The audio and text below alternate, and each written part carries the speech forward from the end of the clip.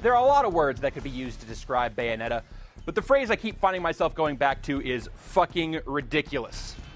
Before you call the expletive unnecessary, consider the titular lead character, who is even more outrageous in practice than she is in concept, and the idea of a sassy English 10-foot-tall librarian dominatrix bullet witch who basically dances her enemies to death is nuts. There's an intense hypersexuality to Bayonetta that will no doubt prove divisive for some.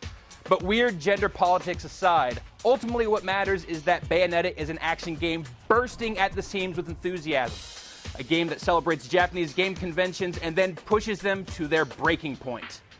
The action in Bayonetta takes obvious and ample cues from Devil May Cry, primarily using a punch and a kick button with the occasional swirl of the analog stick for more advanced moves. You'll produce a nearly infinite string of consistently outlandish combos, the best of which turn Bayonetta's hairsuit into gigantic fists, feet, or monsters that reduce your enemies to red paste. These moves also temporarily move strategic bits of Bayonetta's outfit, furthering the game's peculiar stripper theme. Your guns are good for ranged attacks and generally just add to the fun, much like the torturous finishing moves you can perform that manifest Iron Maidens and guillotines for you to punish your foes with. Also key to the experience is Witch Time, which activates automatically when you dodge an enemy's attack at the last possible moment, and momentarily slows everything else in the world to a crawl.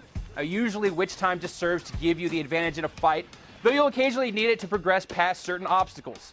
There are also a few fights that take place entirely in Witch Time, which adds just another layer of slow-motion chaos to the already overwhelming action.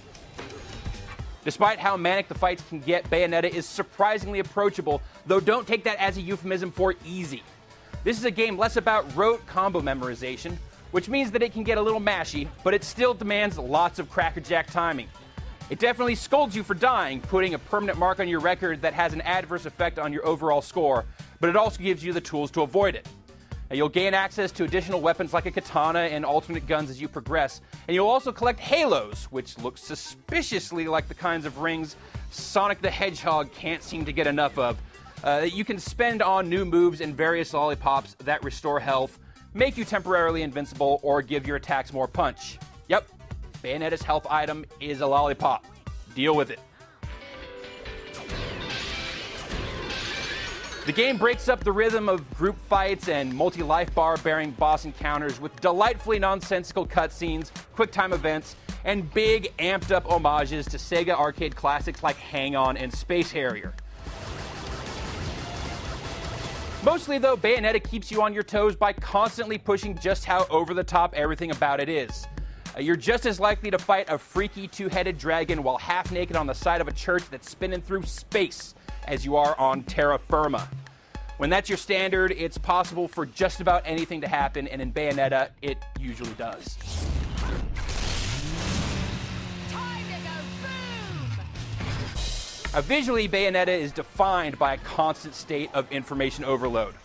In the rare moments that the camera's not voyeuristically spinning around Bayonetta's suggestively gyrating figure as she smashes a cherub-faced angel monster, you can actually appreciate the incredible detail on Bayonetta herself, the dizzying complexity of the intricately choreographed dance fight sequences, and the unsettling enemy designs that graft familiar angelic imagery and bits of Renaissance marble onto a menagerie of hideously meaty bird creatures and golems.